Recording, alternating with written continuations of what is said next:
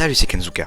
Après l'année 2010 footballistiquement compliquée, entre ça, sans exception, souhaitent affirmer leur opposition à la décision prise par la Fédération française de football d'exclure Nicolas Anelka. et ça, l'année elle se termine par l'élection de délégués pour savoir qui va organiser la Coupe du Monde en 2022. Très bonne question. Et à la surprise générale, c'est le Qatar. Et vu que le Qatar avait l'un des pires dossiers, il est suspecté de corruption. Quoi? Mais abusé, mais ce pays il est tellement exemplaire là-dessus. Pourquoi porter plainte pour corruption? Il a jamais fait un truc pareil.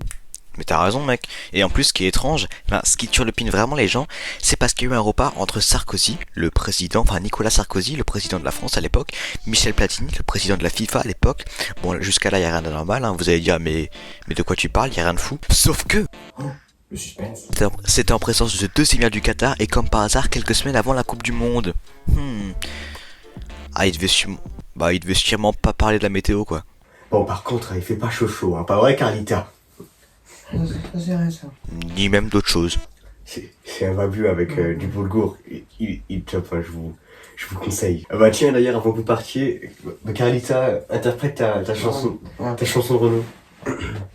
Attendez, je me S'asseoir sur un banc, 5 minutes avec toi, et regarder les gens tant qu'il y en a.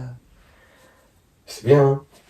C'est ma femme, quoi. Et donc logiquement, Nico et ses deux potes du Qatar là, ils sont suspectés d'avoir convaincu Platini à voter pour le Qatar. Mes amis, pourquoi inviter Platini et surtout, pourquoi le convaincre de voter pour le Qatar au mondial? Eh bien c'est simple Fred. En fait le vote de Platini il compte pour 4 votes, donc plus que les autres qui votent. Et donc souvent les votes du président de la FIFA sont les plus décisifs dans ce genre de tirage.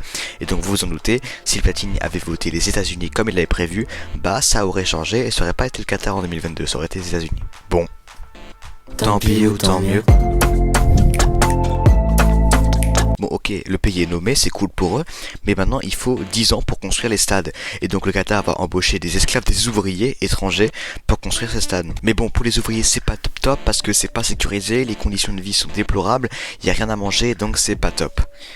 Par contre si ça avait été sur Koh Lanta, il y aurait plus de suspense. Bref, conditions de vie horribles, donc ça fait encore plus de scandale. Mais arrête tout ce qui est dit sur les morts, qu'il y a eu plus de 6000 morts, et le Qatar nie ses morts. Genre les preuves elles sont là, mais il nie quand même. C'est con, autant l'avouer. Monsieur, les preuves sont flagrantes, vous l'avez tué. Mais pas du tout. Il y a des taches de sang qui lui appartiennent sur votre pull. Il s'était coupé le doigt, tu vois. Vous voyez, il s'était coupé le doigt et il avait rien pour essuyer ça. Alors je lui ai proposé mon t-shirt et il a accepté, voilà. C'est simple comme D'accord.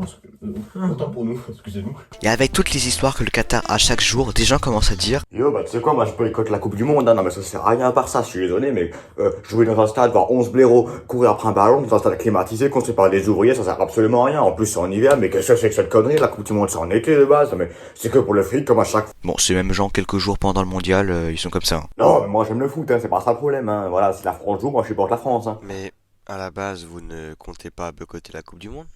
Non, mais dans l'ensemble, le foot, ça m'intéresse quand même.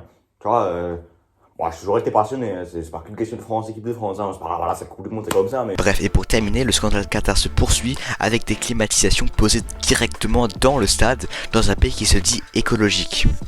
Autant vous dire que, écologiquement parlant, il y a mieux quoi. Ouais, comme des Jeux Olympiques d'hiver au Sahara.